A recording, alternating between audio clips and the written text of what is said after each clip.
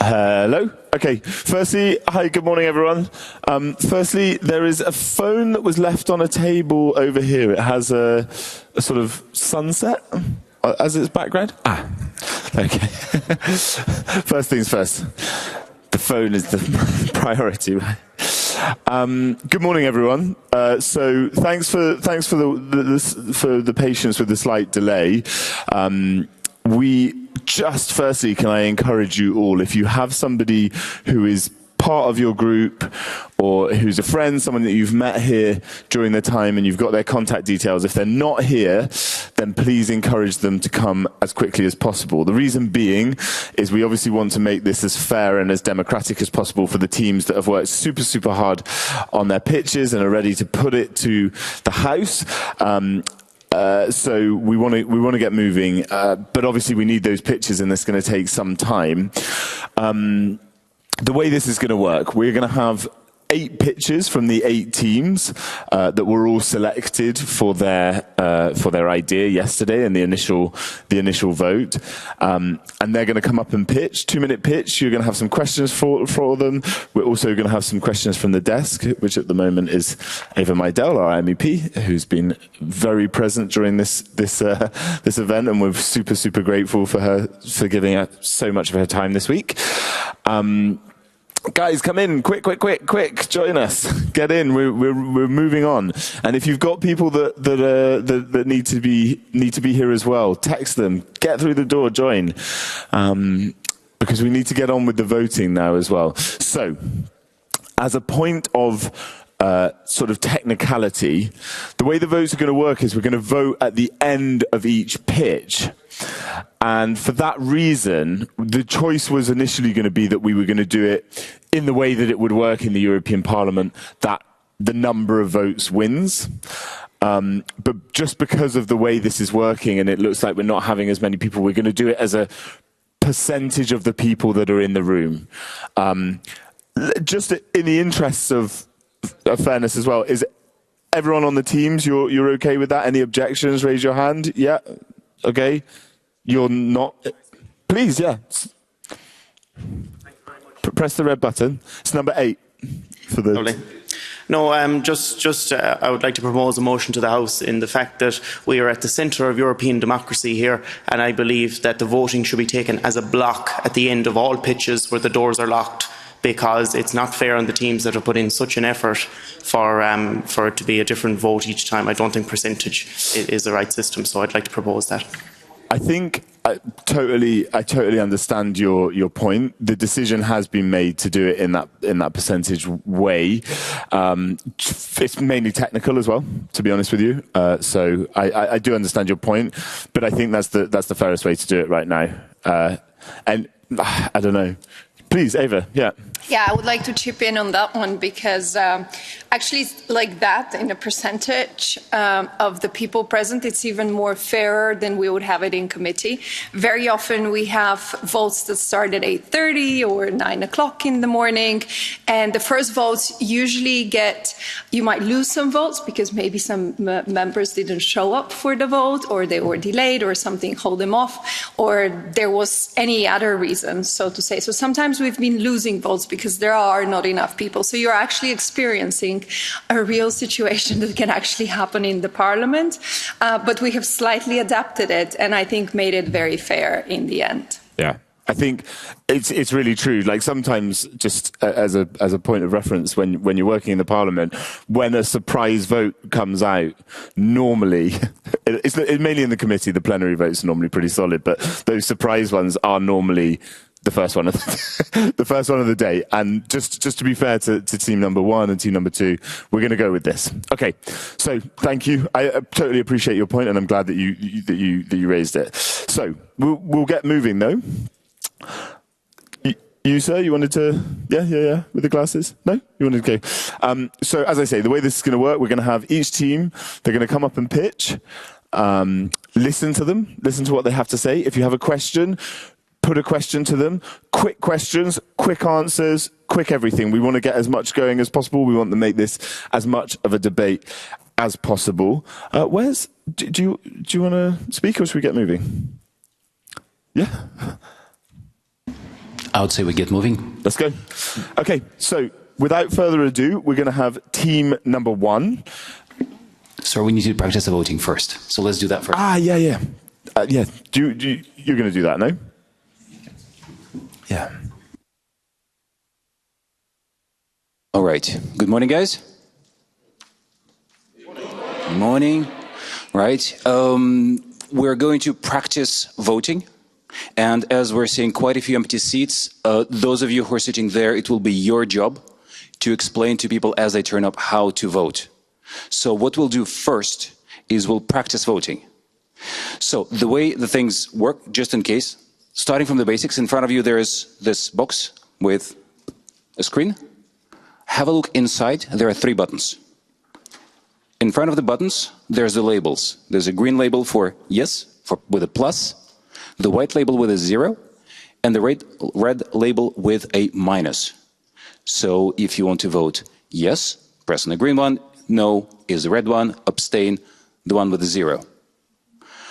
Right, so the way the voting works is that whoever has the mic, in this case Jack, will say the votes are now open. That's when you press the button that you want to press on that particular question. Let's do it. So let's say, when I say the vote is open, you'll see this. The vote is, yeah. All right, so we'll give you a little bit of time. It's not going to be a lot of time. We're speaking 10 seconds. Right? Then Jack will say... Press the button now. Cast your vote. Press the button, press the button, press the button. Have you had breakfast yet? Wait, Jack. Honk it. Yeah. All right, so we give you a bit of time. Jack says, votes are now closed. Votes now closed. Thank you. It takes a few seconds, then you see the numbers on the screen. All right? Great. Okay, now let's practice a little bit. As Jack had suggested, let's start with a very simple question. Have you checked out of the hotel yet? The votes are now open. Can everybody press, actually? Can everyone press the button now? Make sure everybody votes so that we have a gauge of how many people are in the room right now. We'll see when you vote on the screen. Yeah. So everybody please vote. Everybody done? Yeah. Okay, votes are now closed. We also see when the number lights up or doesn't light up. Thank you. So we've got 117 in the room right now. All right. So and 10 we see people that, not checked out of the hotel. Yeah, and we see that at least 18 people still have work to do before they're going home. All right, let's do this again. Second question. On this trip to Brussels, did you have a chance to try the fantastic Belgian fries? The votes are now open. All right, everybody voted? The votes are now closed.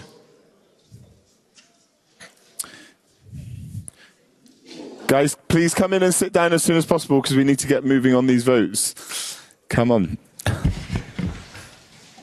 It's good that they don't need to explain why they vote neutral, meaning abstain, because there's 10 people that abstain for the fries and 9 for the breakfast. So what would that mean? Yeah. I refuse to answer this question.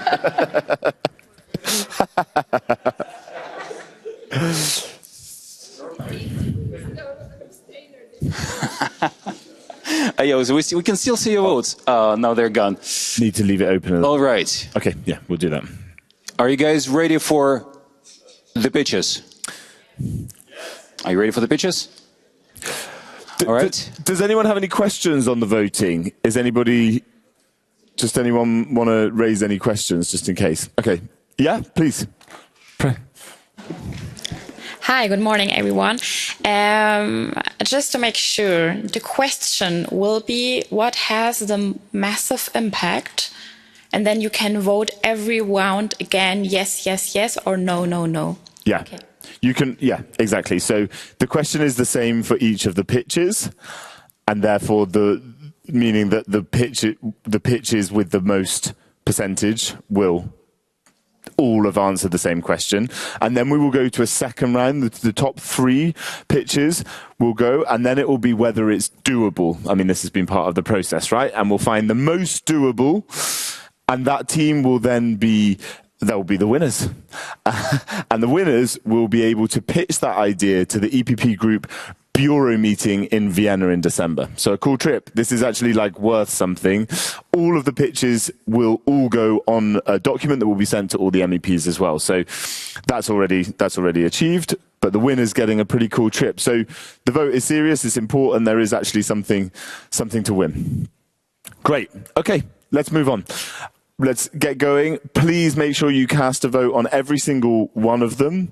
We'll leave it open and we'll give you enough time. But let's move on. So, group number 1, pray, come join. You'll be given a microphone. You will have 2 minutes to outline your idea and your pitch, and then we will have a 5-minute discussion from our audience, and also Eva as well. If you want to join in, we can take a question from you. Okay, team number 1, tell us who you are. What did you come up with? Have you ever felt discriminated in a job application process? Have you ever had the feeling that you do not even have any job opportunities because youth unemployment rate is quite high in your country?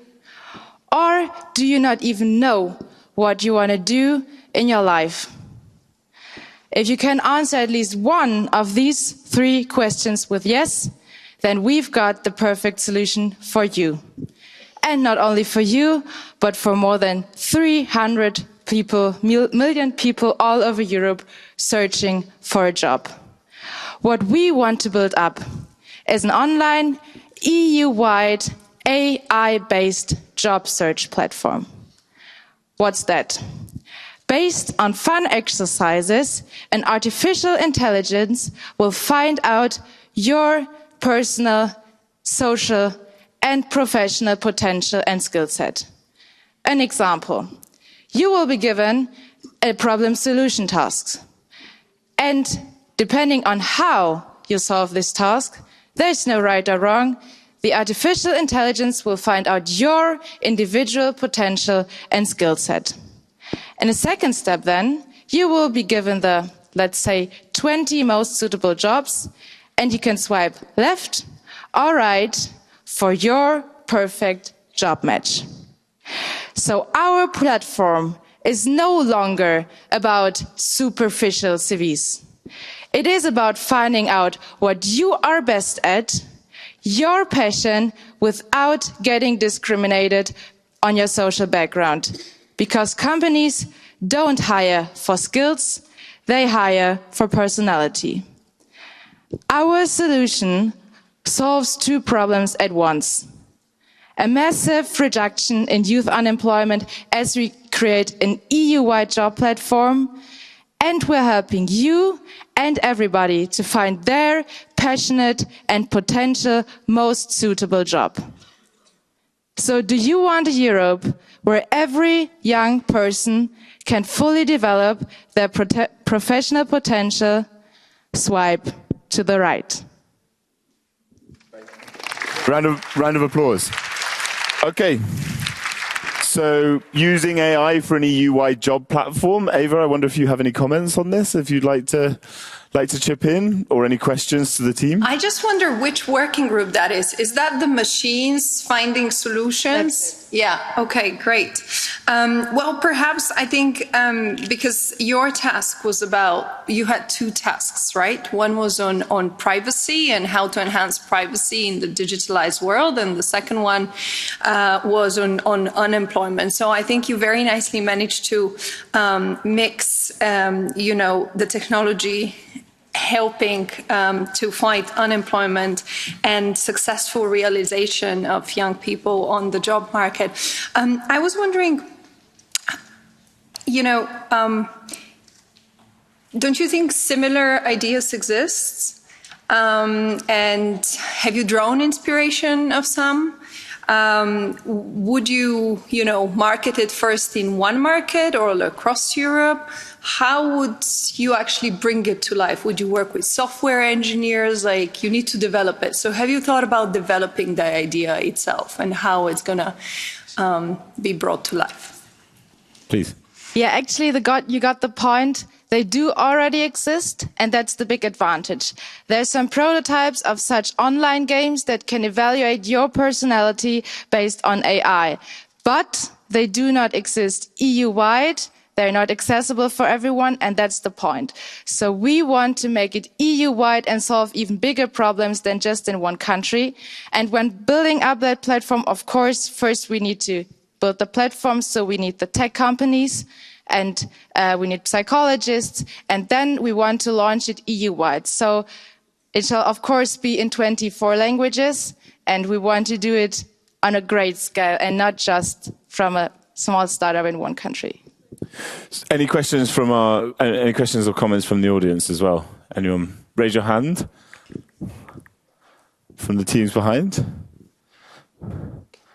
No one? No one's got any? Yes, sir, please. I can't see your number. Sorry. You're gone red. Hi, my name is Martin. I would like to ask, how would you like to differentiate from the apps that already exist? For example, LinkedIn does this, the AI-based algorithm. The competition.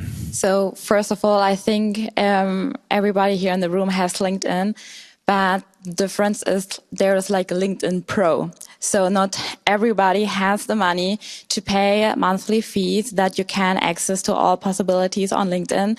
But when it's like EU-wide and built here, established, so we can do it for free. So everybody, without looking at the social background, without looking at somebody's financial situation, can access to the platform. But really good question. Anyone else like to come in and challenge? No? Ava? There is someone. Excuse me. 447, yeah, please stand up. Be proactive with your hands, guys. Get them up quickly. Good morning. My question would be, how would you assure that the profession is provided by the people who want to apply? So isn't it the case that you need like a huge bright team behind these apps to test the people who want to apply? So you need for each profession even people who are in this profession, and wouldn't this be just too much employees?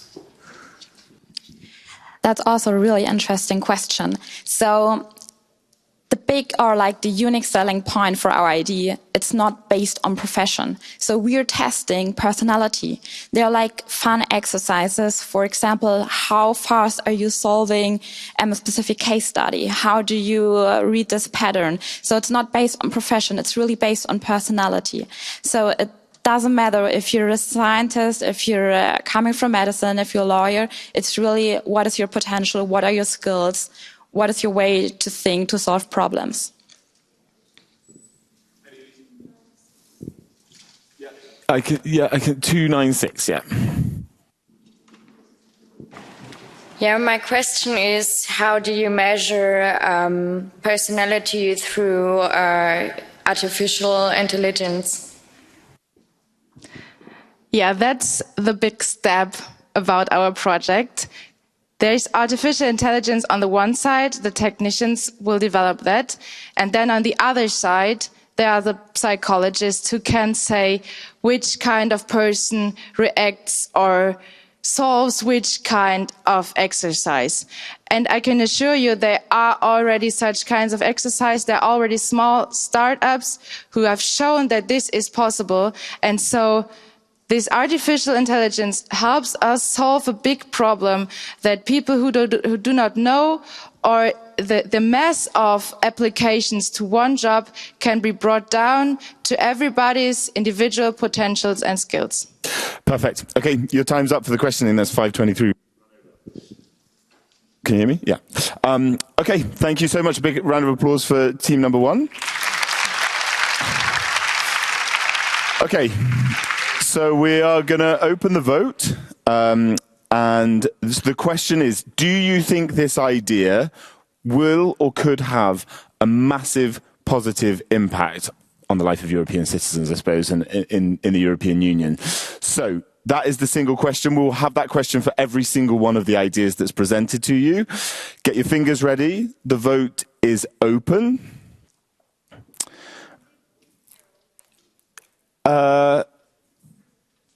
Yeah, I think so. I don't know. No, we can't vote for our own idea, I'm told. Sorry.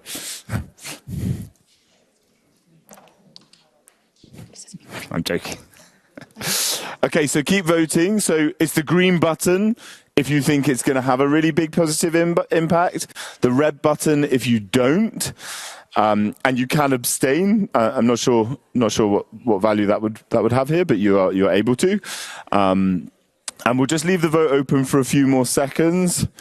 Just let everybody have a chance to vote. I can see you haven't voted. Why not?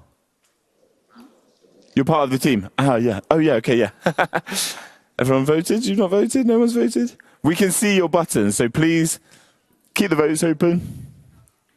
Yeah. Eva's policing these votes. I love it. Okay. Okay, the vote's closed. The vote is now closed.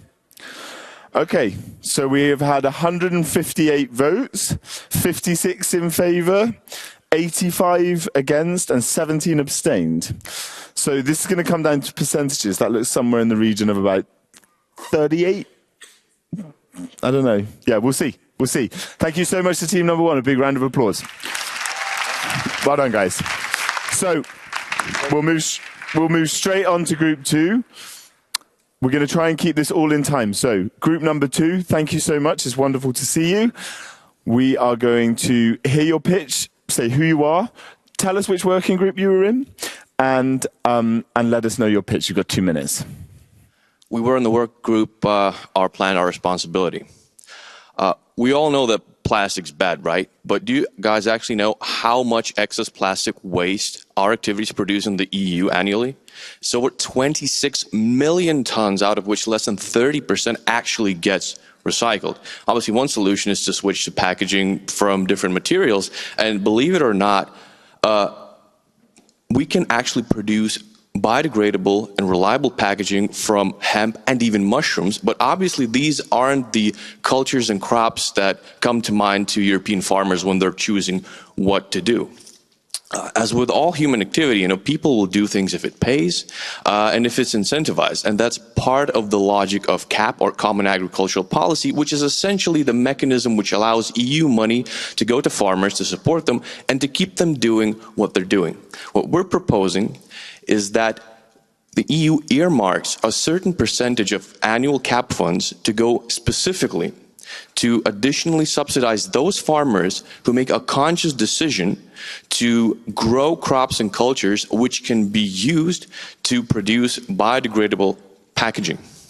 In order that we don't end up with excess materials for which there isn't enough demand, we also propose that the EU amends directives and legislation in general about packaging, so that two main goals are set. Number one, the percentage of all packaging in circulation in Europe, which has to be produced from these newly and additionally subsidized materials, and to a date by which that percentage has to be met.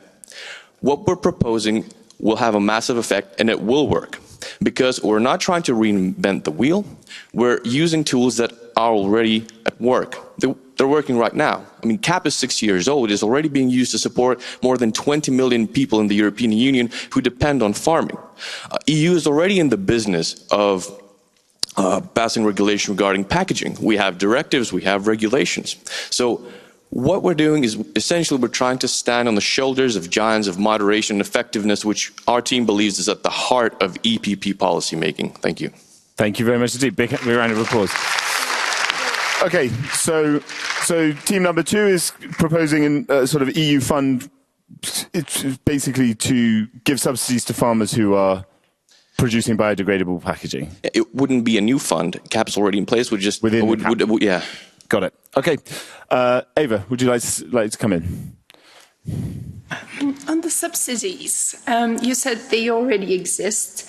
How do you plan to shift them towards your idea? Do you have a specific number in terms of millions of euros? And for how long?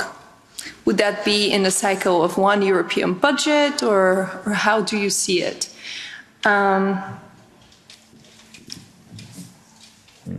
Because discussions around subsidies are very, very tough, usually. Okay.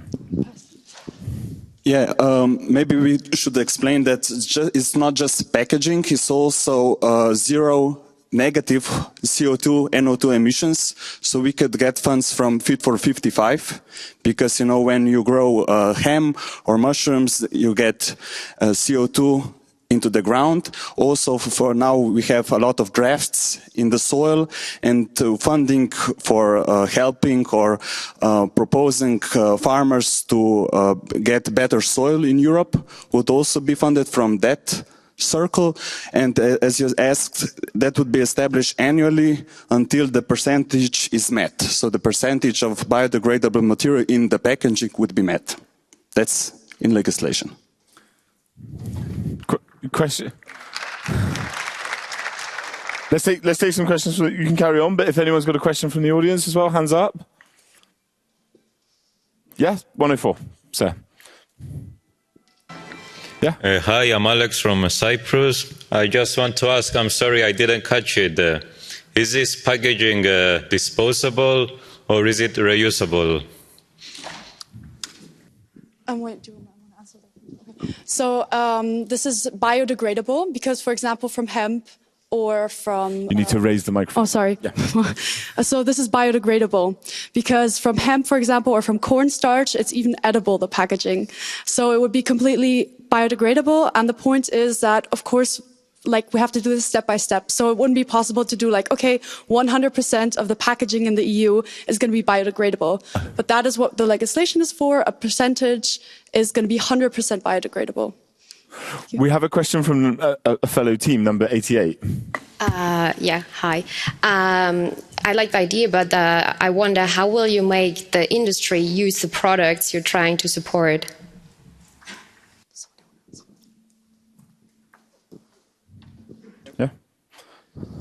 Yeah, the thing is legislation. So we would put that in the article, and I don't know, number 2, 3, 4, 5 in CAP.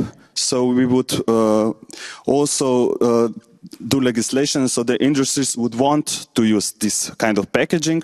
And of course, subsidizing farmers and maybe acting industries with farmers that would increase the circulation of these products. Number 99 has a question. Thank you very much. My name is Cormac from County Cork in Ireland, and I think this is a great idea.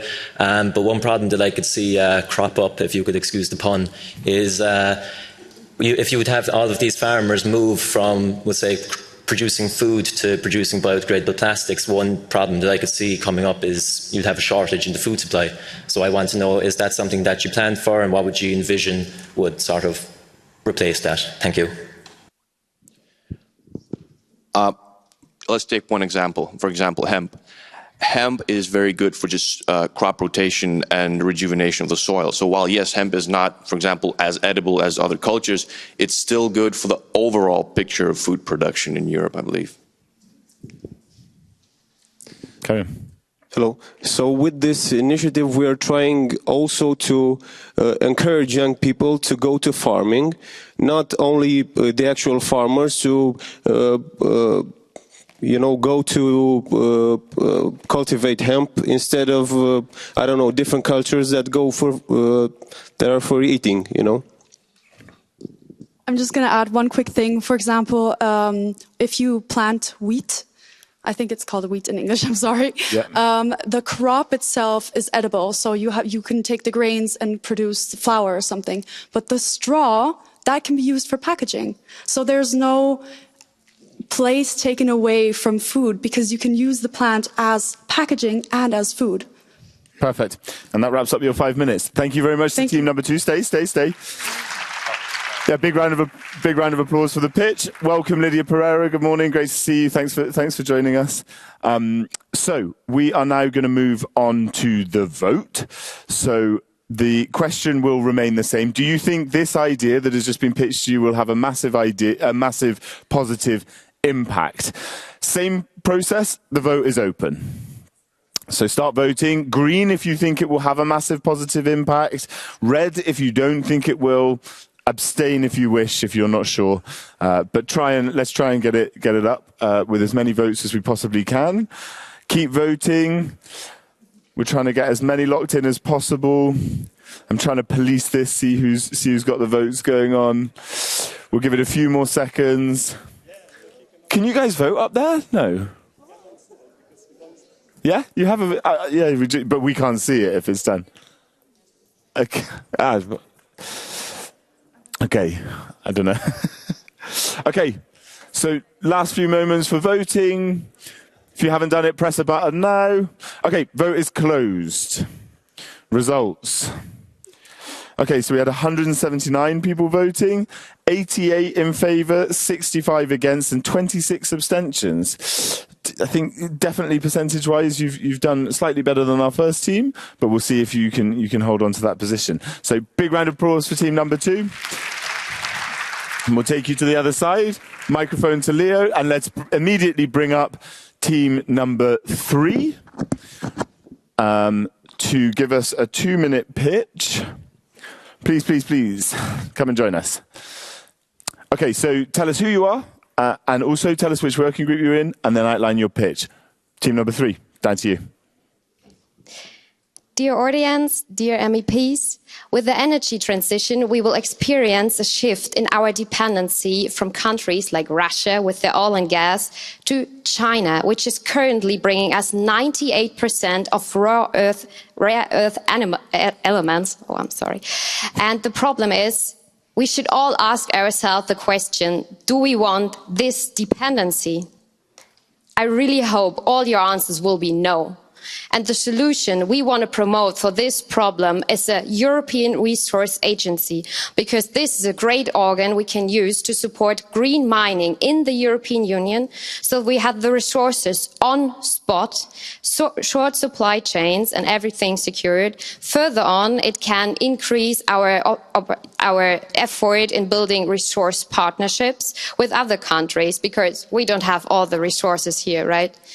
A great example for this could be Australia, because they are very rich in resources and also politically stable, which is a big benefit. Further on, this resource agency would be able to centralize and to focus, well, more to focus all the national efforts which are already existing. And with this focus, we can have a way bigger impact.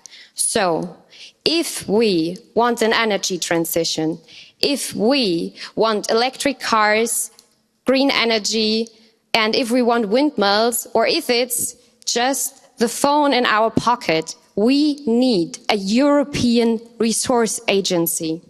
So this is not just about bringing resources to the European Union. This could be our next step to sustainability. This could be the next step to more independency, and this could be the next step for more freedom for the European Union.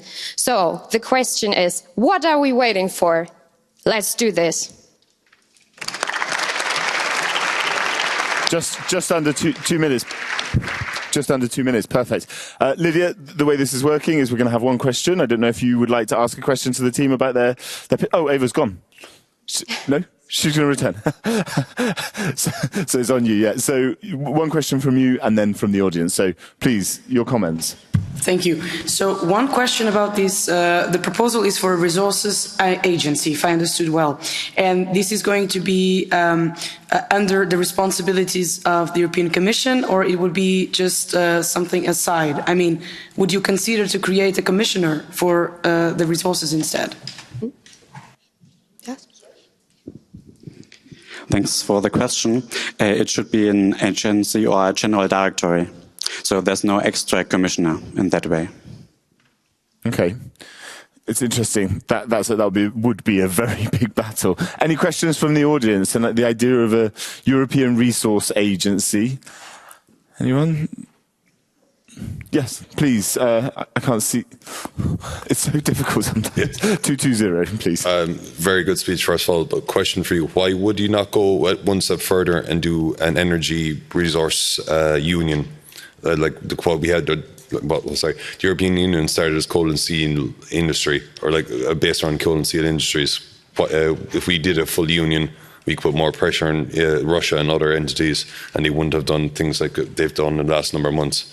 But I'm just asking, going back to the question, why would you not go one step further and make it a union? I'm not sure how powerful it would still be if you combine both of it, because the resources itself are a very big issue. And I think it deserves a lot of attention. And I think we really have to fix there a big issue. So I think it might be useful to just keep it the way it is. Further questions? Yeah, up at the back there. I can't see your number. I'm not even going to try.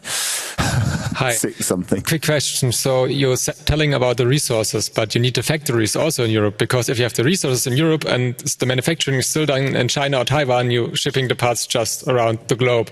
So are you also considering how to get the manufacturers and the guys who will work there in Europe? The thing is that they already have extremely big demands, and I think they would really love the idea because they're criticizing the demands since years.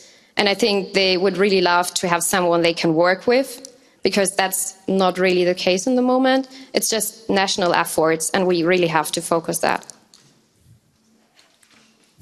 Anyone else? Further questions? Oh yeah, sir. 272. There are thousands of NGOs in the European Union that are promoting the green transition, and one of them is European Environmental Agency.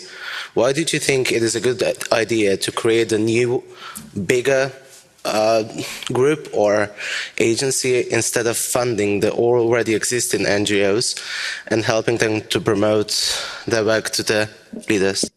Because it's not really concentrating the ideas, and it's still a too big mess. For example, the national agencies we have, they mostly forget to calculate the needs of the other countries, so the calculations are not complete. So this is just one aspect I want to mention here, because there are many more. So I think we really have to bring more focus on this topic as a specific, and then we can connect it with the other things. The thing of the agency is they can work with others as well. Any further questions? Any further questions for the team? I've got a... Oh, yeah? Go. Yeah, 104. Hi. You have said how we want to be less dependent on gas from out of the EU, from Russia, from China. I just want to remind you my country has enough gas to help Europe for 30 years. Just love to remind you for it. And we love to export it to you and in exchange for support. Thanks for the question. I know what you're talking about. It's the gas field.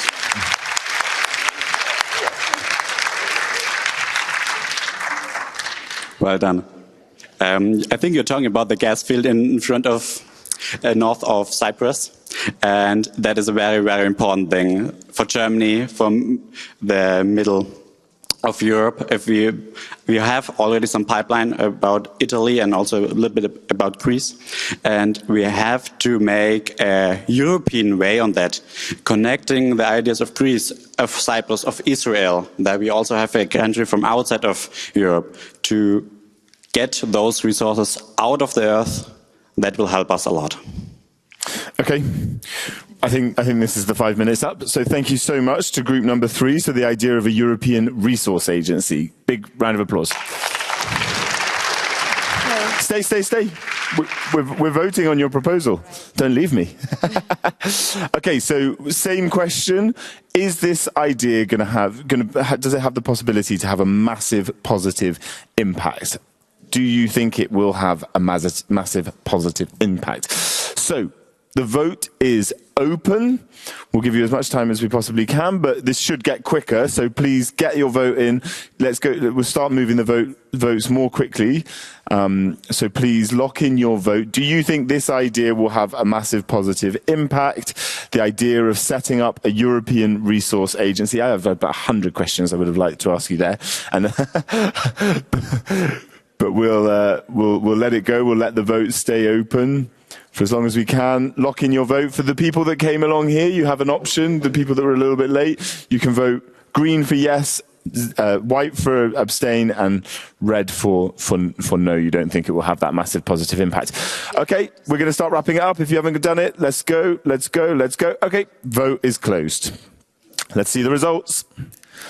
Okay, so 195 people voted, 72 in favour, 89 against and 34 abstentions. Quite a few abstentions, people aren't sure. Okay, so we'll see if that is enough to get you into the next round for the final 3. Thank you so much to Group 3, the idea of a European Resource Agency. Group 4. Can you advise people they can use headphones if they can't hear very well? Headphones are available for those who are in the back. Okay, I think there may be some problems hearing. Uncommon for people not to be able to hear me because I have an extremely loud voice and I also have the microphone right next to my face.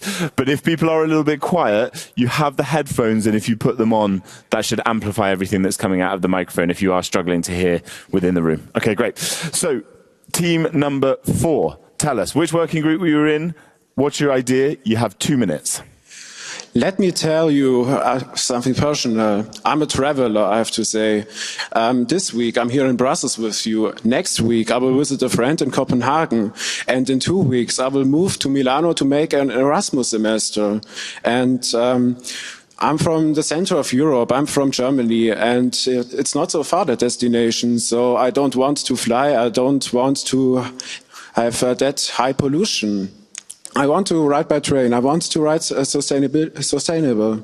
But I have a huge problem. You know all, I'm sure. I have to buy many different cards. I have to buy a card for Germany, a card for Denmark, a card for Belgium, a card for Austria, a card for Italia. It's very complicated, very much tariffs, and it's a big chaos. So our idea is to make it very much easier for all with our concept of the TEM card, of the Trans-European Mobility Card. It's a card or an app which you can book every train, every ship, every public transportation, and also car sharing, bike sharing, and things like that in all Europe. You can buy a metro ticket in Brussels, you can buy a train from Madrid to Barcelona, and you can buy your ride from your house to your destination in Europe sustainable with our idea. It has very much good impacts, the environmental and climatic impact on one hand. On the other hand, we have a new way of European life. And also we have very high time saving and money saving option. But also, we have an inclusive way to enable every people to buy very easy their tickets. That's 2 minutes. Thank you very much. Let's do it. I'm going to be hard. Really, really good pitch. Okay, interesting. Round of applause. We will start, I don't know, Lidia, do you want to come in on this? The idea of a trans-European mobility card that you can book any train, any boat, anything through one platform. Well, I think the idea is really innovative. Mike, how are we going to make all the systems interoperable? Like, how are we going to assure interoperability between all platforms across Europe? Because you know that there's a lot of specificities that vary from country to country. But how do you think we could overcome that difficulty?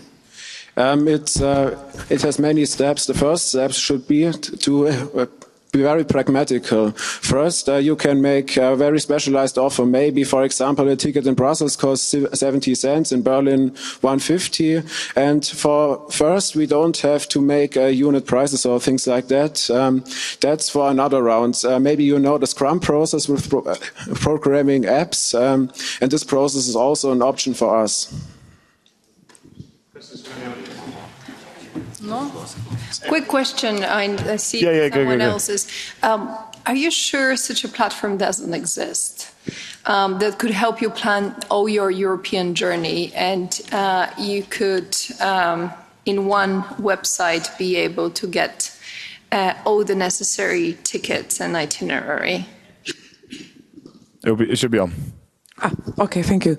We know it doesn't exist. For example, we were buying our tickets to next YEP event like 2 days ago. We want to go by train to Bucharest, and there is nothing like this. We needed to use just the national sites of this company. Your microphone. But it doesn't work like within all Europe. No. I don't think it exists because I also had to book tickets for tomorrow to go to Hanover, and I had to book it break in different segments, so it does not exist. Let's go to 303. All right, thank you. Wonderful direction in which you are trying to take it, but I'm interested to know, how is your proposed system different from the current Interrail system, which allows you to use a single ticket to traverse across the continent using trains, buses and ships? So what new are you bringing with your proposal? Well, it's very simple. Thanks for the question. Popular question. I want to make a quick observation. Chair said Omio exists. Indeed, Omio exists. But our idea is not simply a platform. Of course, it's not going to be a sky scanner for trains, high-speed trains. No, it's a complete integration of all public transport networks in Europe, of all cities, imagine. And this is where the new idea, the innovative part comes. You will just need one single card, one single app, one single platform in which you can book everything. You can book the bus ride from your house to your train station in your local, in your town, the trains from your town to your destination, and then another bus in that destination. Everything with the same platform, with the same card, same account, no new logins, no new providing information to different providers, everything united. The next question was from 148. Hi, I just wanted to ask, you are already speaking about that platform and you are booking everything about that platform. My grandmother really loves traveling, but I don't see her just booking everything over that one platform. Is there still the option that the main guichets who are still in their countries still exist? And how is it, for example, for countries where public transport is for free, for that to buy that ticket? Tell us where you're from. Luxembourg. We can guess. Yeah, from Luxembourg. Please. Well, this is not unifying service. It's not. The Luxembourg is service providers, train providers of the city of Luxembourg, of the public transportation network. They are not going to disappear. They are going to still be there. You're going to still call the bus in Luxembourg, whatever its name is of that firm. That enterprise is not going to disappear. Jobs are not going to be lost. It's just a coordination center here in Brussels, wherever you want in Europe, in which we put everything together, in which all firms, they share data, they share user interaction, they will do everything together in one single card, in one single platform, without destroying all the different, without disappearing all these different firms and all these different providers. It's just coordination. We need this coordination. I need to stop you. The time is up. Everyone wants to say one thing quickly, maybe? Yeah, maybe a comment and food for thought for the future. Have you thought about how you're going to collect the data from all those different, most of them state-owned companies, some of them private companies, how you will negotiate with them, that they would be willing to provide that data and that information, because indeed I believe that it's a very good idea, but one of the reasons why it hasn't been brought to life so far, there's been certain steps with some companies, is particularly because of the database and because we're short on time, I'm going to wrap you up. Quick answer. Super quick. We are very aware of all the steps that will need to be taken. Data is a very important thing, but we also believe if we have managed to create a monetary union, if we have managed, now we are talking about an European army, of course, ministers of defense will have to share data and liabilities and external threats, which are much more vital for the union than just simple. We're talking about EU army now. Sorry. No, so it's going to be hard, but it's possible. That's it. Yeah. Also, I knew you were going to ask that question. I knew it was on your mind. Okay, perfect. Thank you so much, team number 4. So the idea of the Trans-European Mobility Card. We will have the same question. Do you think this idea will have a massive positive impact? The vote's open. So get voting, get your fingers going. Let's try and do it as quickly as possible. We need to get moving, so let's go. Let's. we have an instigator in our ranks. Yes, vote yes. Okay, keep massive impacts. Keep the voting going. I won't leave it open for much longer. If you haven't put your vote in, do it immediately now. Okay, the vote is closed. So let's see what it comes out. So 186. 107 in favour, 59 against, 20 abstentions. So far, definitely probably the most positively accepted. Get over, guys. We will take team number 6. Thank you for your pitch. We will go to the next pitch. Come as quickly as you can. So we're halfway through now. That last pitch was definitely the most positively accepted, but it doesn't mean that the others won't make it through as well. So team number 5, you have 2 minutes. I'm just waiting. I like it to come down on the 30 seconds or the minute, otherwise my brain can't do it.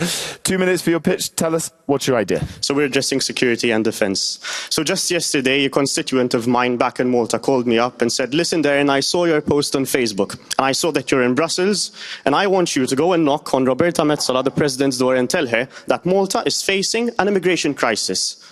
And she's right. People expect solutions from politicians. So I came here and I spoke with my friends and my colleagues, and I've just learned that even my friends have the same problems back home. Let's look, for example, at our eastern borders with Putin's invasions. Families are in threats. If we have a look at our Mediterranean friends, they are bearing the expense of the African, Middle Eastern warfare healthcare crisis.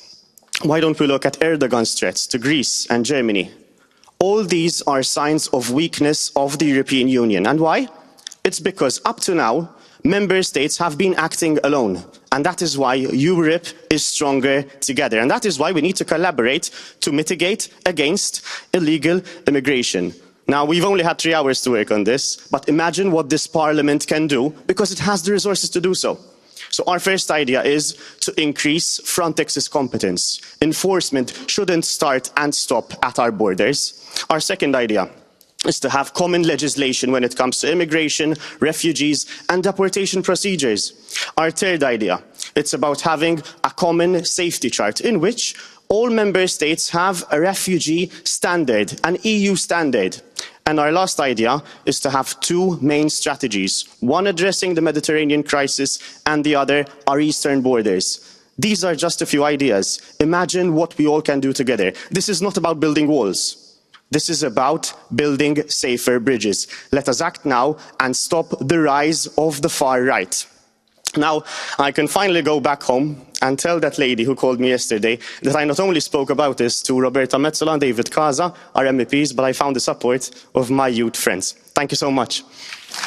Okay.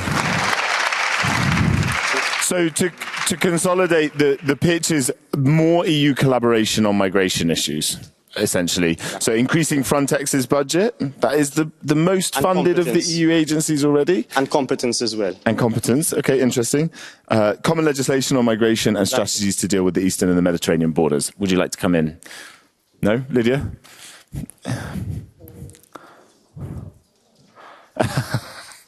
Never.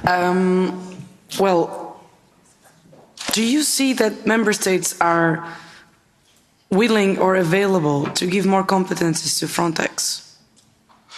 With regards to the competence, we've discussed this at great length. We've given a look at the legislation, and the legislation up to date only refers to Frontex having competence when it comes to our frontiers. So that's basically limiting only the European states which are at the borders of the East and the Mediterranean. With this, and now we are seeing a big difference from a couple of years ago, that states in the center, in the heart of Europe, are also facing immigration crisis. So I believe, yes, there is a big feeling, and unfortunately, we are facing economic, healthcare, welfare crisis about this. So I believe, yes, that there is support.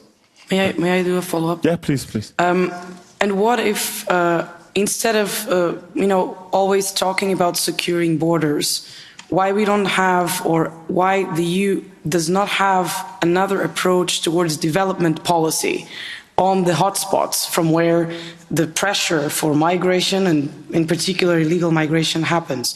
Don't you think it would be also eventually a more effective way, which would take a bit more time, but it would produce more structural results than just, securing the borders? This falls actually under our fourth idea with regards to the strategy, having two different approaches for the Mediterranean and the eastern borders.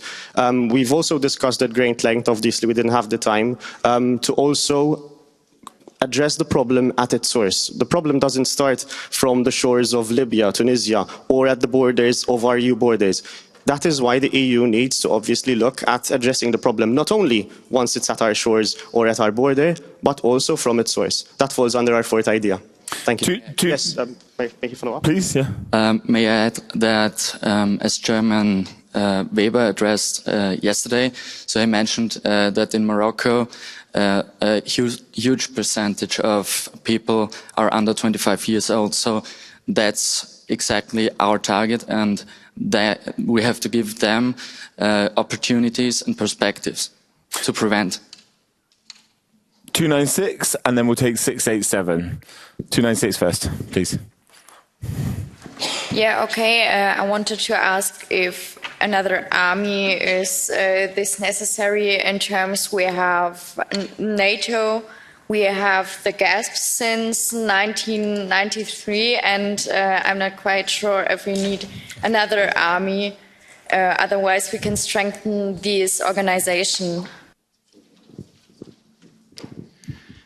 I think we need an organization which is specialized in defending our borders. I'm also the opinion that if we have open borders in Europe, we should strengthen our outside borders. So I'm totally the opinion that we need a special force to secure our borders.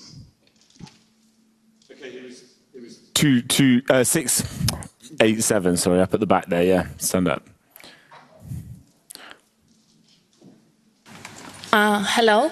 The Frontex mandate is about securing borders and assisting member states in the border control policy, and it has been connected with pushbacks accusation, and also it has been suspended in his budget because of this. How do you comment on that? Because until now, Frontex is not about helping refugees and asylum seekers who will be refugees according to the Refugee Convention eventually. It hasn't been connected with helping them, but pushing them back.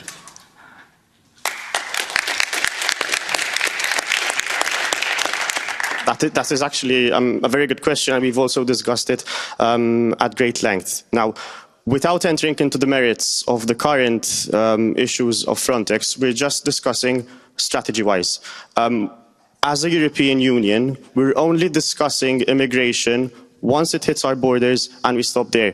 We do not include the integration process, the deportation process, when it comes to local enforcement of issues. So our main approach is, listen, enforcement doesn't just stop at our borders. It begins, but it doesn't just stop. You're still in the EU. And what we have common in all EU nations, and I hope that we will protect, is the rule of law. So basically, without entering into the merits, I know there is obviously great criticism when it comes to Frontex. Each organization, each agency has its defaults, and Frontex is one of them. But we cannot exclude Frontex just for having these. We should look at improving it and not just stop there, criticize it and leave it at be. So our main point is to not just stop enforcing at the borders, but we need to look at the whole EU state. Thank you. That's your time up. Okay. So, you rang the Frontex bell, and this is a parliament known for heavy debates on that issue. Interesting. So, we'll move on to the vote, though. So, increased cooperation on migration issues, essentially, is the pitch, is the proposal. We'll open the vote. Same question as always. Do you think this will have a massive positive impact? The vote is open. So move as quickly as you can, get your vote locked in. We'll try and we really sort of, we're on time, but we need to get moving. So get your votes in. I'll give you just a few seconds. I'm sorry to the gentleman leaving. I know you wanted to ask a question, but the time was running out. So let's get it locked in. Okay. Last few seconds. Okay, the vote's closed. Let's see what this says. So will this, so we had 190, 66 in favour, 92 against, and 32 abstained. Somewhere in the middle of what we've seen so far. We'll see whether that gets you into the final three. Thank you so much to group number 5, was it? Yeah. Thank you. And without further ado, we bring up group number 6. So we're going to do this again, same over. This is the 6th pitch you're going to hear. Yeah, tell us which working group you came from as well. Youth Empowerment. Tell us your working group, and then we'll give you 2 minutes. Go for it. Yeah, our working group was the Youth Empowerment one. And yeah, I'd like to start now. Yeah, the floor's yours. So hi, I'm Marlene Tellmann. I'm a young woman from Germany, and just like all of you, I lost 2 years of my life. And guess what? We are not the only ones. There are over 140 million young Europeans who lost this time. The COVID-19 pandemic affected all parts of our lives, but one part was hit very severely. Our social life. We all miss opportunities to get up and come together. Luckily, we're here at the EPP Youth Week. But there are so much more young Europeans who would be happy about this offer. And now imagine that there is a chance for all of them to come together, to create a network. And now I'm telling you something. Now there is. You all know Tinder, right? Now imagine political Tinder. You know, sign up, choose your interests, but now swap out Netflix and chill for democracy and climate change. You can use it anywhere, it's for everyone, and it's possibly at any time.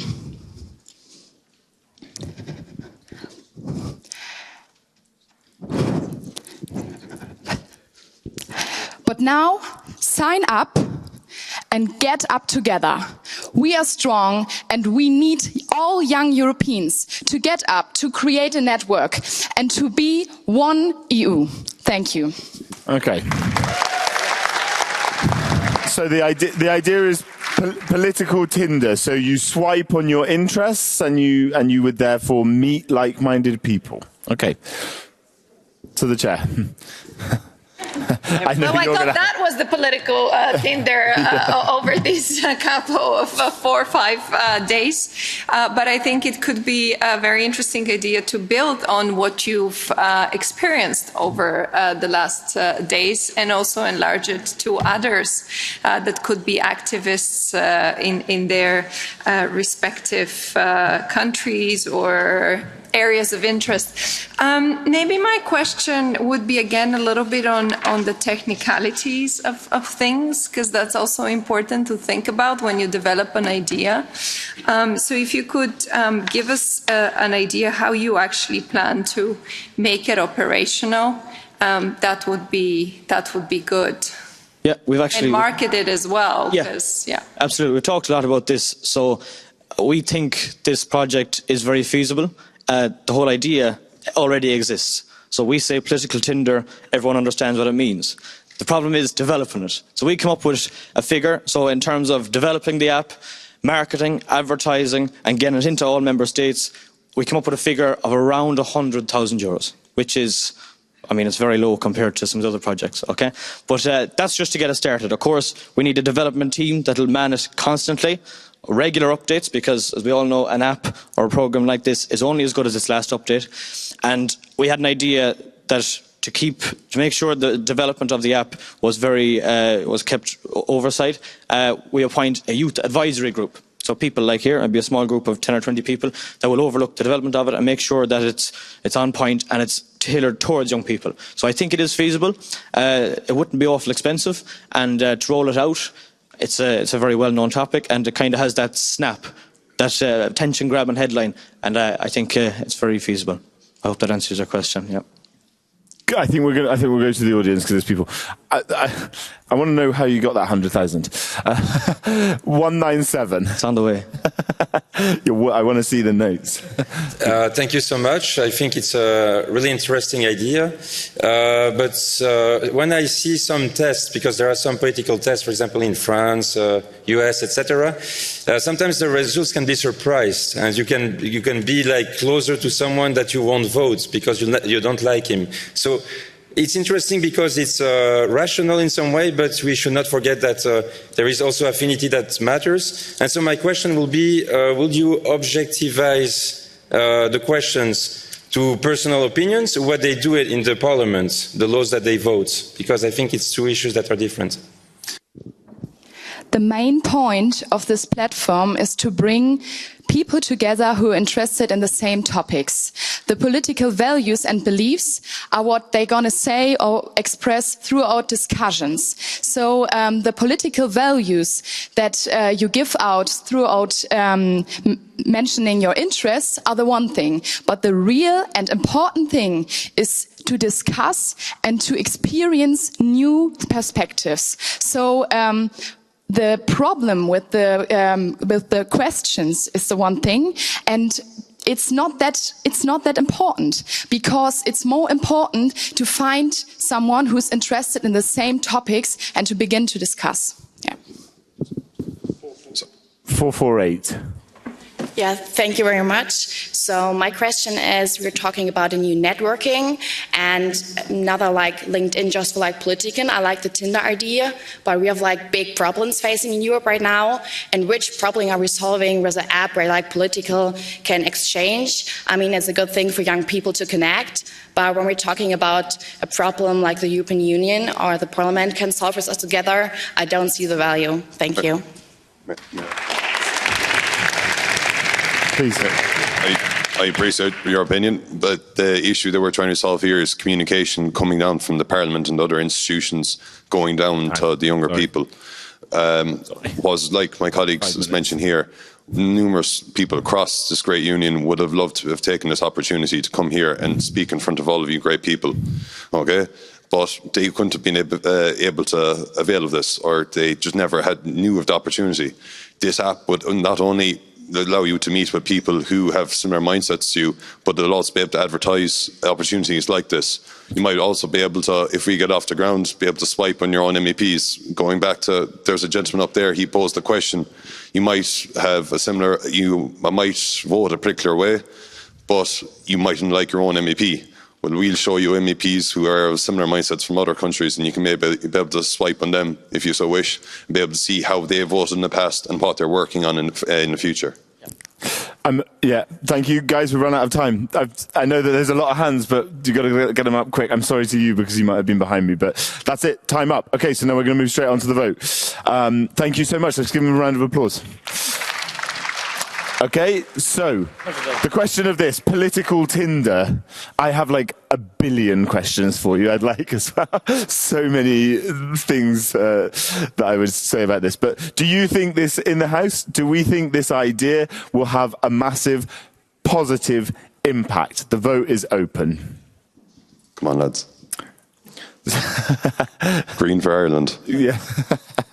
So try and do it as quick as possible. So green if you think it will have a big positive impact. You can abstain if you wish, but preferably not. And then negative impact, press the red button. So green if you think it will. We'll wrap it up. Get your vote locked in because we're going to move on. Everyone's voted. You've not voted here. Green for Ireland, lads. Keep the votes in. Okay, that's it. We're going to close the vote. Okay, vote is closed. Let's find the result. 189 people voted, 40 in favour, 124 against, and 25 abstentions. Not the best result, I'm afraid, guys. But yeah, pleased to Leo. But definitely an impassioned pitch. I think we're at the stage we might know that might not be making it through to the final three, but we can continue. So, our seventh group, thank you very much for joining us. We're excited to hear your idea. Just tell me quickly the working group that you came from. The working group that we were working in was youth empowerment. Youth empowerment, wonderful. You have 2 minutes? Yeah, 2 minutes, off you go. Do you all know what's the best environment for populism and fake news to spread and consolidate? It's in the minds of youths all around Europe who are disengaged and detached from the whole idea of the European Union. Many youths have become vulnerable to the mass scaling of propaganda and anti-EU sentiment. And therefore this is extremely dangerous when they are held responsible for their vote.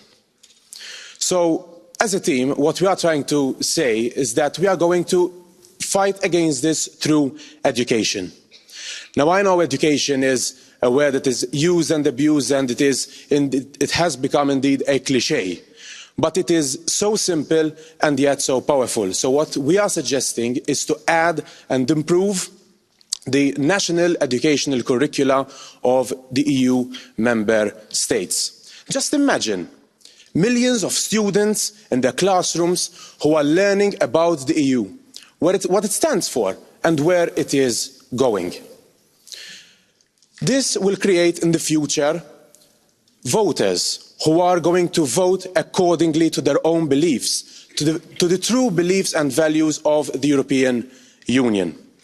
And therefore the impact that this idea will have, it will not break the bank, it will be a reform. The EU as an institution can suggest all national educational facilities to improve their curricula.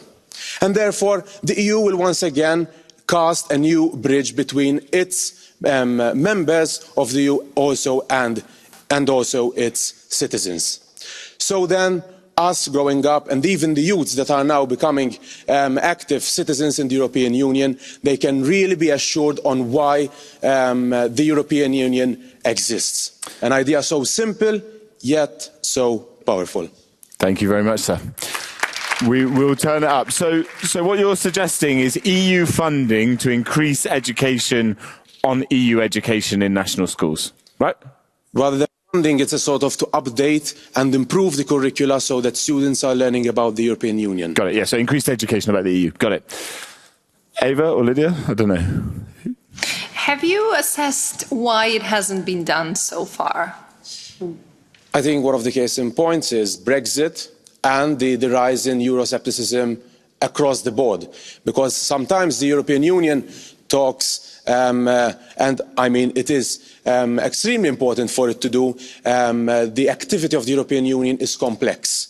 And so for many European citizens, the work of the European Union is not digestible. So they can't really understand its function, its future. And so by starting to promote and to create new and improved programs so that it can be easily learned, the history of the European Union and its achievements, I think that in the future, and I think it's something that the European Union must work on it now, is to avoid any other Brexit or to have other countries who are going down this route of destroying the European Union. We have a question from 126. Thanks a lot. In Germany, every state, so there are 16 states, has its own education system. And we are proud, in my state especially, because it's pretty good. If the German government wants to interfere, we have the belief always that it's going down in the education level. How can you guarantee that this is not happening when the European Union does interfere? Can I hear your question one time, because it wasn't that clear and I didn't get. How can you make sure that the education level in our school system, that is very high level, is not decreasing? I think the only thing that this program can do is to increase the quality of the educational systems. I know that you are coming from Germany, but for example, and we've had other groups, that many other groups are feeling disengaged, especially when they have a large increase in Euroscepticism, and especially when it is bound to crises of inflation. And for example, I come from a very small island, and sort of that is Malta, and the increase in Euroscepticism has in each and every country in the Mediterranean basin has increased because of the migration issue, and there can be also an energy thing that might also disengage people from supporting the European Union. If I just might add something, from the EU we can only recommend it. So that means also that the member states has to decide on their own how much and how they want to do it. So that's how you can see if your level is going to be high enough. Yeah, education is a member state competence. 296. I wanted to ask how you want to realize that, and if it would make more sense to actually leave this decision how to get this political education in these member countries inside Europe. So these countries have to decide what political education they're giving to the students. So I think it was quite similar to what our colleague has just asked. I think what the problem is that it sometimes all boils down to a single subject. And I think especially during the time where students are growing up and developing, especially in high school, where they are going to sort of set their life for their career, I think it's also important that the idea of the European Union doesn't stick to a single subject. And I think this is extremely important for the European underline this thing, is that even if you're studying humanities and sciences, they are all taught within the context of the European Union. 165, sir. Can I just add something? Yeah, please. Okay. The reason why we brought this up is also because in Denmark we see that many people don't vote because they don't have the knowledge to vote. That's why we're trying to spread this out. Also to get we'll do it also by branding, but also by the education part. Yeah, 165, please. Hello, Alejandro from Spain. I remember when I was in school, I did study European integration and European history back in high school. So my question is, if I understood well your idea, you want to further promote or highlight this. So how are you going to avoid, because when education is really promoted, one specific kind of education, how are you going to avoid the difference between education and indoctrination? That difference becomes blurry. How are you planning to avoid? So thank you very much for your question. That was actually very much debated within our group. We don't want this to seem a top-down kind of strategy to impose these ideas. Ultimately, that's not right, and therefore it would also end up being manipulated. The member states would ultimately sabotage the whole purpose. The purpose is to campaign. We acknowledge that this is not a competence the EU can just regulate or have a directive about it. The purpose is to work within the competence the EU has, raise a campaign, raise awareness, and really convince the member states, let's just explain the basics. We have daily visits at the parliamentary where we explain to adults the basics of our life here at the parliament, let alone what young people think. And who can imagine the abstention rates, how would it change in 10 years' time if they just understood that Europe is working every day, representing them, and in principle, and hopefully having their best interests at heart. Just consolidating that simple message in their minds. Just this one. The impact, it's unimaginable, we think. Okay. Group number 7, thank you very much indeed. Thanks for all the questions. Okay, so we return to our vote. So the idea is increased education about the European Union in schools around the bloc. Do you think this idea will have a massive positive impact? The vote is open. So have you convinced people, team number 7, that this idea will have a big impact? Please get your votes locked in as soon as possible. We will close them relatively quickly. So if you've not voted, get those fingers on those buttons. Green's for yes, red for no, white for abstention. Okay, let's wrap it up. The vote is now closed. So let's see what the results are here. 199 people have voted, 98 in favour, 74 against, and 27 Abstentions, a pretty successful result. Well done, team number 7. Thank you very much. Take to the other side. And we will, last but not least, we will have our final group. So just a reminder, just as these guys are coming up, group number 8, what we're going to do is the top 3 groups that have received the highest percentage of the votes. Generally, most of the attendance has been pretty strong, to be honest. I think we can class these as pretty fair votes. Then the top 3 are going to come, and then we're going to see whether they think they're realistic. So I'm now going to hand over. What working group were you from? We are from the Youth Empowerment Group. Okay, so quite a few of these did pretty well. You have 2 minutes. What's your idea? Thank you. Have you had a tough time these past 2 years? I sure know I have. We've seen a grand increase in people struggling with isolation, with loneliness, and with general motivation.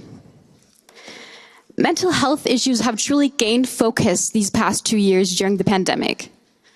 The World Health Organization have found out that there's been an increase in 25% of people struggling with anxiety and depression worldwide. That's a lot. This is especially an issue for the younger generations, and we find that quite troubling. Young people are the future of our countries. They're the future of Europe. One of the things that's found to help get people engaged in their local communities is sports.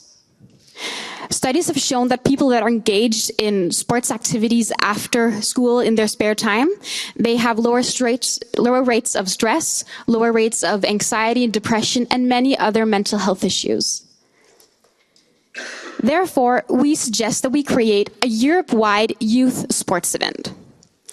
All nations will nominate participants that are non-professional athletes, so everyone can participate. You don't have to be talented, you don't have to be experienced or anything. And if you have any physical or mental health limits, it won't be an issue at this event. Nothing can stand in your way.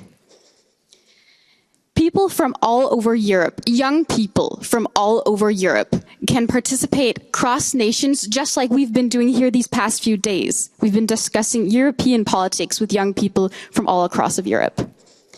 Now, we know that this is not going to solve all of the issues we have regarding mental health at all. We completely acknowledge that.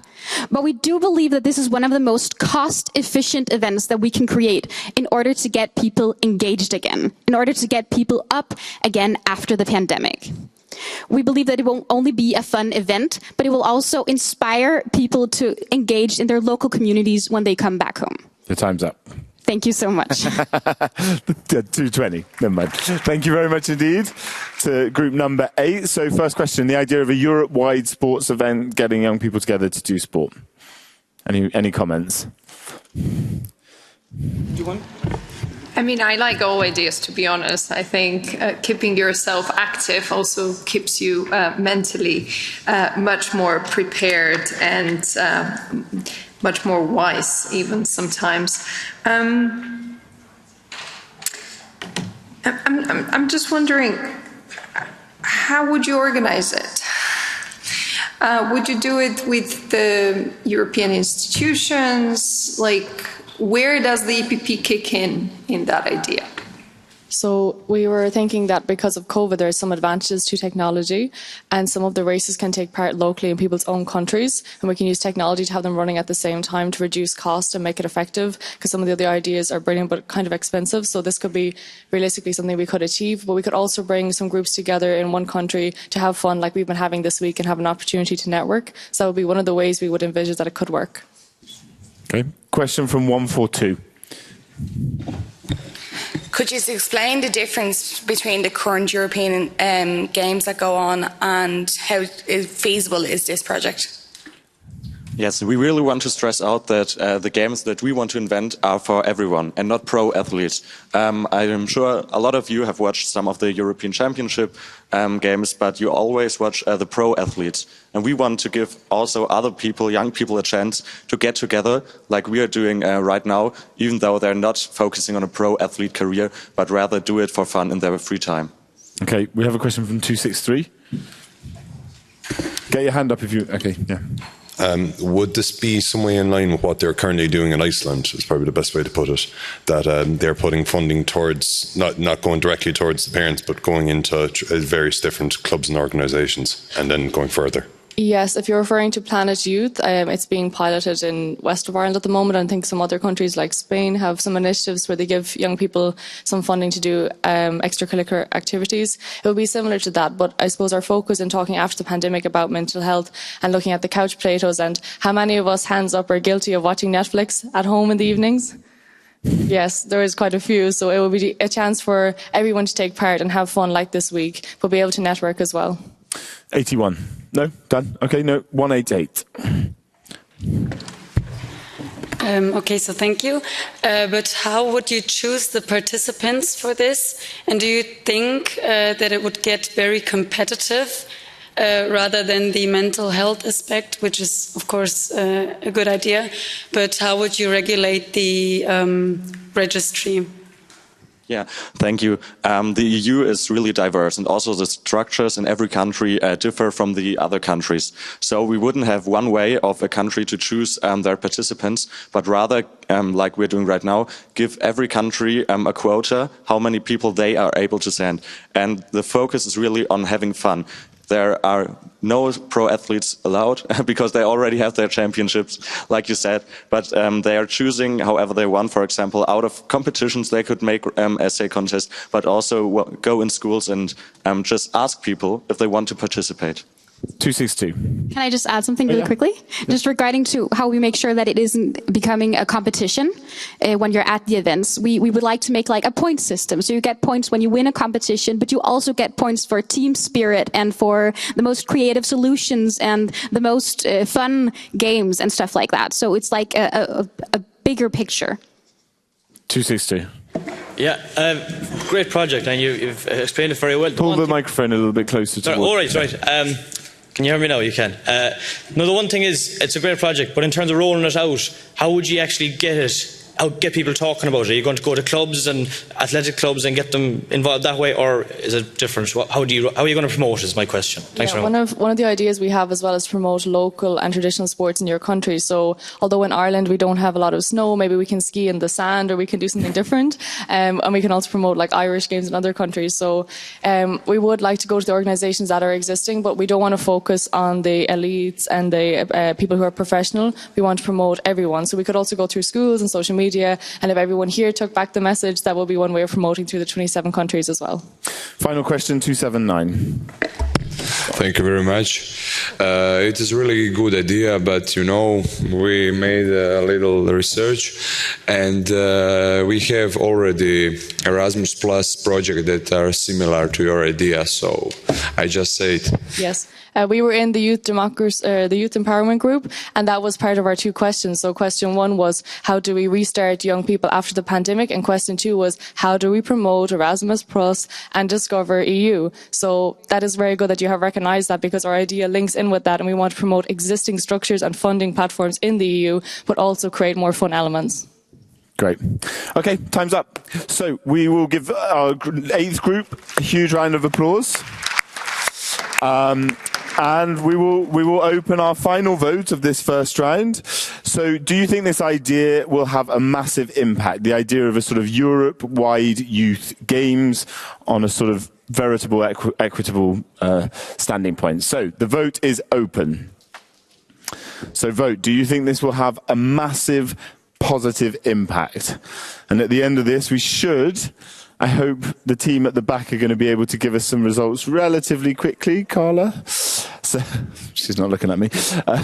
So keep voting, get the votes locked in, and we will get moving. So vote yes, green if you think it will have a massive positive impact, red no if you don't, and abstain. Okay, so the vote is going to be closed very, very shortly indeed. Keep voting, keep voting, keep voting. And done. Oh, it was already done. Vote closed. 195 people voted, 60 in favour, 97 against, and 38 abstentions. We'll see. We'll see how that lands you. Thank you so much to our group number 8. I just while the votes are being counted as well, I think to stand up in a house like this and to present your ideas and to defend them and to put yourself out there is a really, really difficult thing to do, I think, especially in a European context, many people not speaking their first languages as well. So I want to give an enormous round of applause to everybody who's been brave enough to come and speak. It's not an easy thing to do. And there's huge value in getting up and doing that as well. There's huge value in these debates. The point is often the process, not just the winning, not just the getting the votes. So I hope, I don't know, are we good with the results? Oh, very good. I'm very proud of you. The team at the back were a little bit worried about how quickly this would take. So let's find out. Let's bring up the votes in front of us, and we will find our 3 winning groups. I'm going to get my pad so I can reference them. Are they going to bring it up? Here we go. So the team numbers look a little bit weird, but the ones that have made it through let's go with the winner first. 207 was team number 4, the Trans Euro Mobility Card. So well done. You were the ones that got the most votes. The way this is going to work is they're going to come over and they're going to give you a 1-minute quick pitch of how to try and persuade you to get them to win all 3 of these. So the Trans Euro Mobility Card, that was the most successful, and then the other 2 are completely neck and neck, which are EU earmarks funds for subsidies on biodegradable packaging. That was group number 2. Congratulations to them. And number 7, education against populism, for getting into the schools and educating. Okay, so let's keep it in the order it came in. They came in. Huge rounds of applause as well for the teams that didn't get through. Your suggestions will go to the MEPs, as I said. Great work, guys. But let's bring up group number 2, EU earmarks funds for subsidies for biodegradable packaging. You are going to have 1 minute. So the next question is about, is this idea? So you all suggested that these are the ideas that had the most impact, that they would have the most positive impact. Now the question we want to ask is, are they possible? Is it doable? And so there's no questions at the end of this. In 1 minute, tell us why it's doable.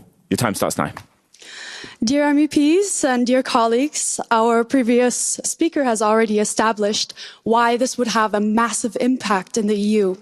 Number 1, it would reduce a lot of plastic packaging. Number 2, we would fight climate change with this. There's a close to 0 emission from CO2 with this. And number 3, we would secure the farming industry and the farming companies. And but is this going to work? That's the main question here.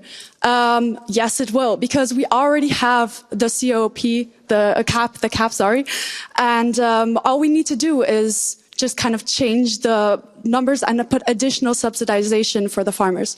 So I think it'll work, and thank you so much for your attention. So we're going to vote again.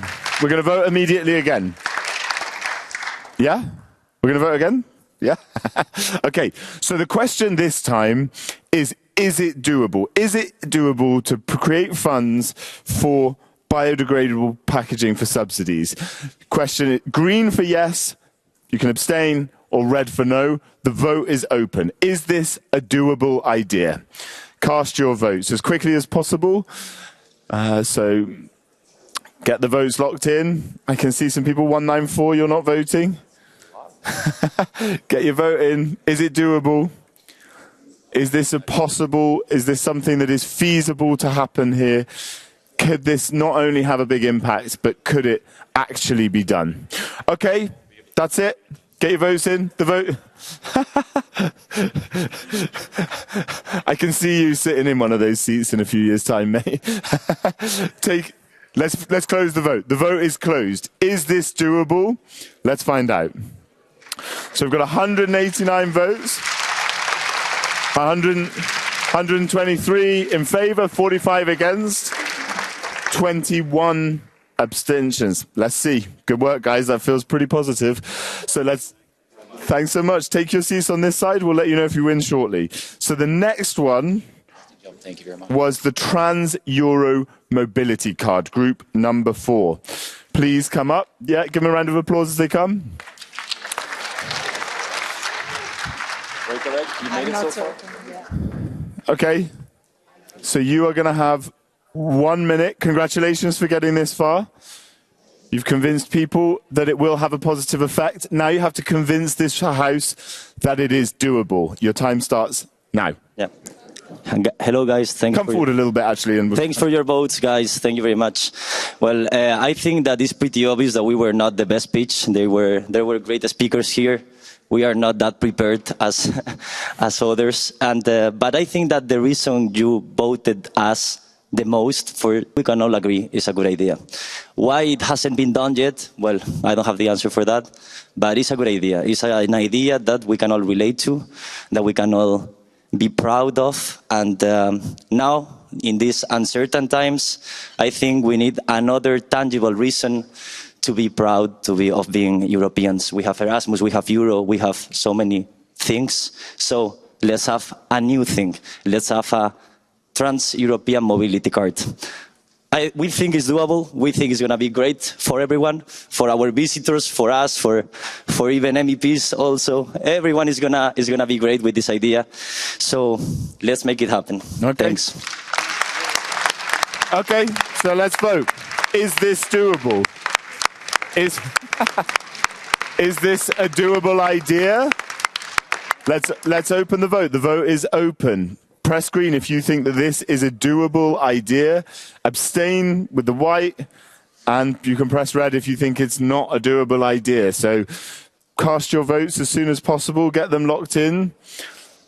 Is this a doable idea? Trans-European Mobility Card. Some sort of unified transport thing. We'll see actually, but I have something I really want to say about this. Something interesting happened over the summer. Okay, let's go. The vote is now closed. So lock it in. Let's see. Is this doable? 198. It's 112 in favour, 65 against, and 21 abstentions. I can't remember exactly, but it's very tight. I can't remember the numbers, actually. Group number 4, I think you were. Thank you so much. We really appreciate it. You were fab. Okay, last but not least, group number 7, which was the idea of education, increased education against populism. Well, sort of increased funding for learning about the European Union, I think was the title. So yeah, give them a round of applause as they come down.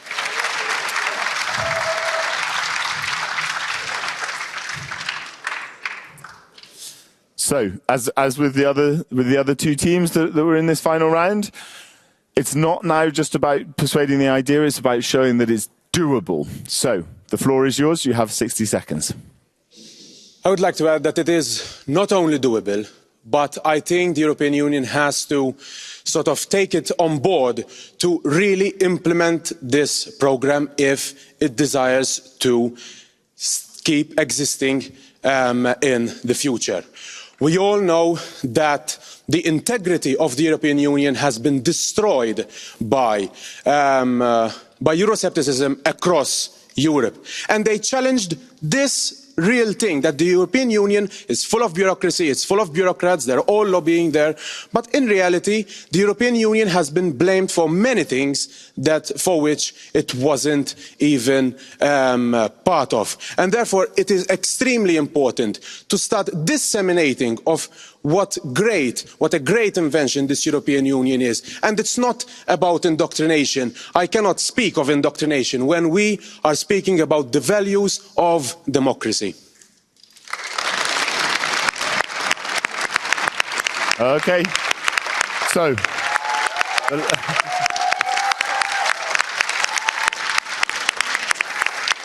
is this...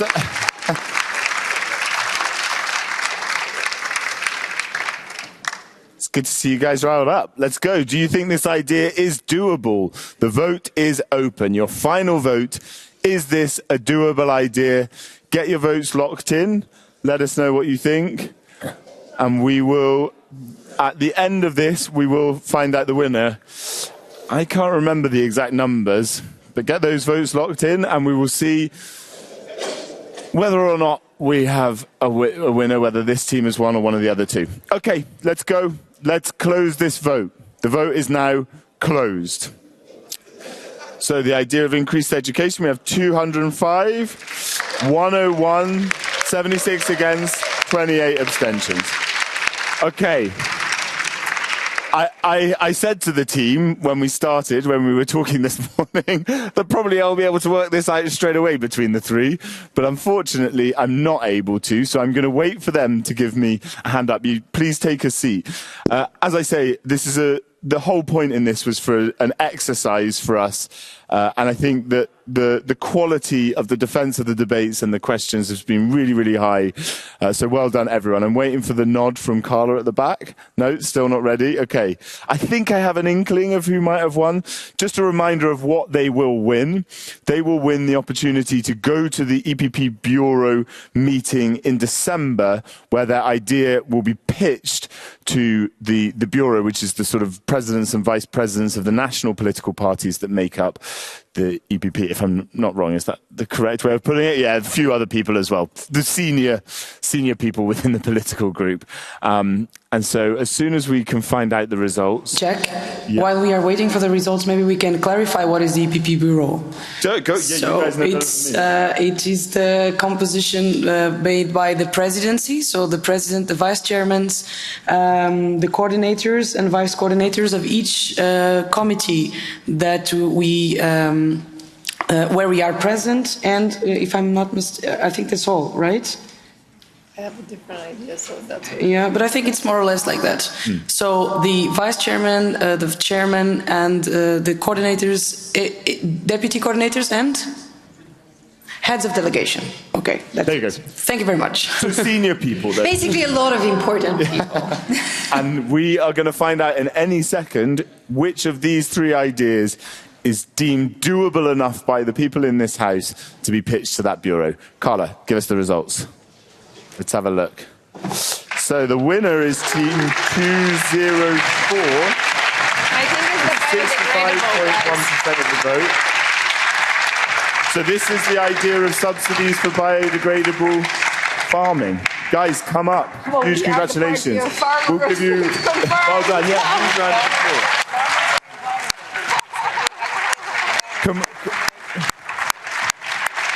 Yeah, we'll give you the microphone. Can we ask you guys to come down? We'll just ask the MEPs to come down for a photograph with you. Come, Lidia, come. I'm going to ask you to stand. You can't hear me. I'm going to ask you. Yeah, I'm on.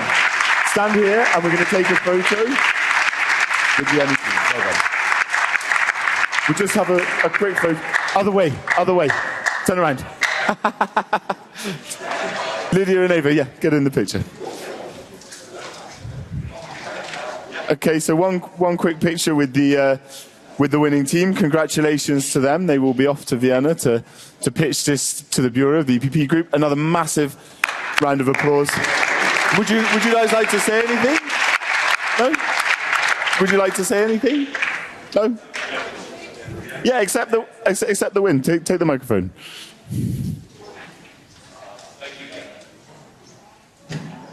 Yeah, should work. It's not on. No. There we go. It's on the mute. Yeah. There you go. Yeah, so literally, thank you guys for listening to us. It was a lot of thinking on our feet, improvisation, and I'm glad you liked with what we came up with. So hope we do well in Vienna. And thank you all guys for having the patience to listen to each other. Really, great work. Please take a seat again. Please go back to your place. So I just. This brings us now to the end of this event, and I just want to say a huge thank you, firstly to you guys for coming. I think it's been a massively productive week. And I hope that everybody has enjoyed it and enjoyed their time. Thank you for the big engagement. We've had many discussions in this room, and I know you've had many more in the working groups that have resulted in what we've done here. You want a whole group? No. I think that's the one. That's okay. And a huge thank you to everybody. Actually, we should do a round of applause to the 3 teams that didn't win in that round as well. Well done to them.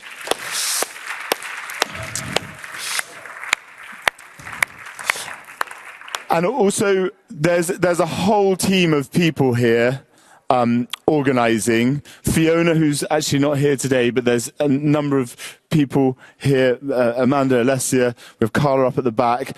We have Inga, we have Brigitte. We have lots of other people. I don't want to say too many names, but they have been so instrumental. They have worked day and night for months to put this event together for everybody. And they just deserve a massive round of applause because I think it's been a huge, huge success. Do you guys want to say something?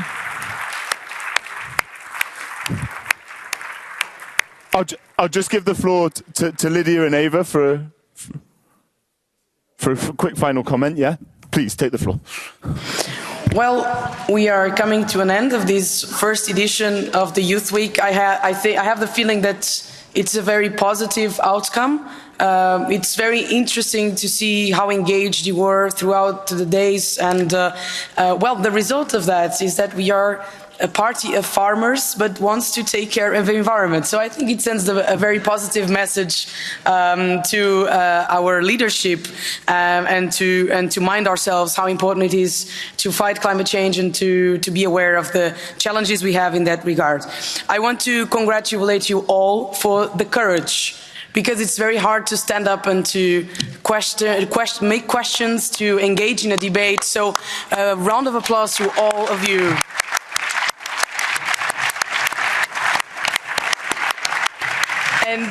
And if I may very briefly, because this happened in the last 2 weeks and in these days particularly, do never be ashamed of asking. I was in an event in Azores where 2 girls, before questioned the panelists, they said, well, I feel a bit ignorant on the topic, but I want to ask you this. Do never think that there's stupid questions. There might be some stupid answers, that's for sure. So do never be ashamed of stand up and question. So thank you so much for all to come to this event. I also want to warmly thank all the EPP staff that have been so committed to make this whole thing happen.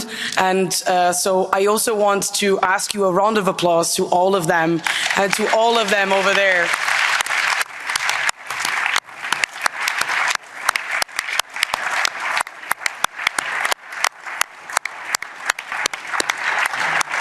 And of course, a big thank you to all MEPs involved. I see Isabel is now walking the room out, but thank you, Isabel, for coming.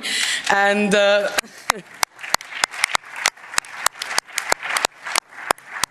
so, yeah, I think we all go back home with a lot of new memories. And I am sure that we will be seeing each other soon, be it in social media or in presence. So I hope you all follow EPP Group channels in all social media platforms, that you follow Eva, that you follow myself, if I can make the advertisement. And so cool. And well, guys, it was. I'm very positive, and I am sure that the future is Europe, and the future is with young people. Thank you so much for coming.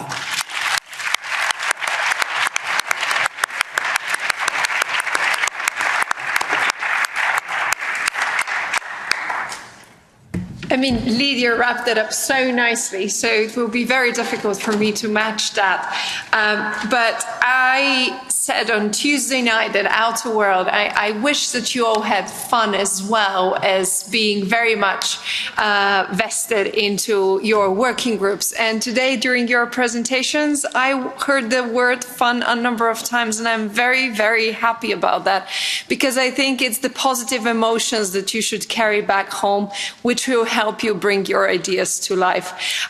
So I very much hope this is not going to be a one-off exercise. hands, that we are going to pair, and we are not going to continue working on all the input you've provided.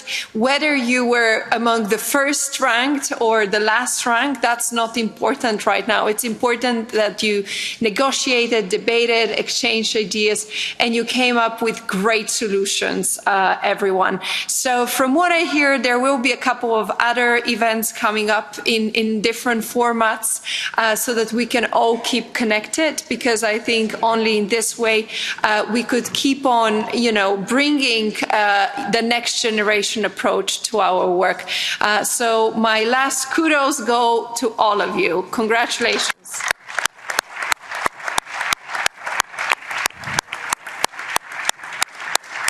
Thank you so much, Eva and Lydia. And there's another person that we desperately need to thank as well, who's Leo Exeter, who has ran the workshops, put all of this together and had the concept. He's worked tirelessly, and his team as well. Yeah. Would you like to say something, Leo? Guys, it's been a huge amount of fun. So first of all, thank you for the EPP team for having us help you have this fun and have this experience. Thank you very much for bringing the content and bringing the engagement. My colleagues Katerina, Julia, Alice is unfortunately downstairs. Stand up, take a bow, please.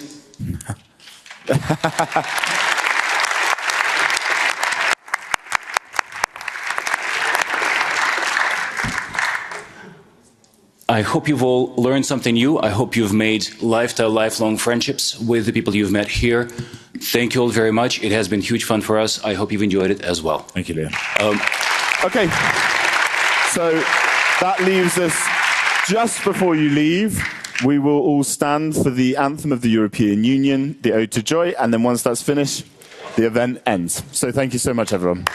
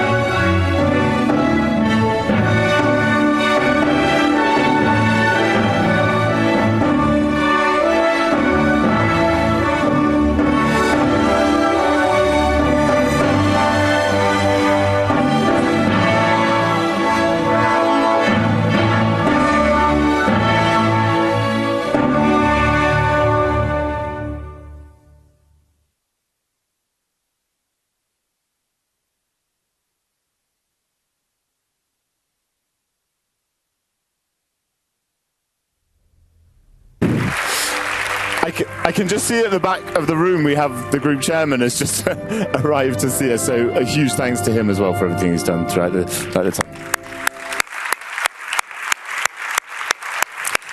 Okay, and just to say the 8 groups that were in the winning team, you need to just stay and register yourselves. But if not, thanks everyone. Have a wonderful rest of your day and safe travels home.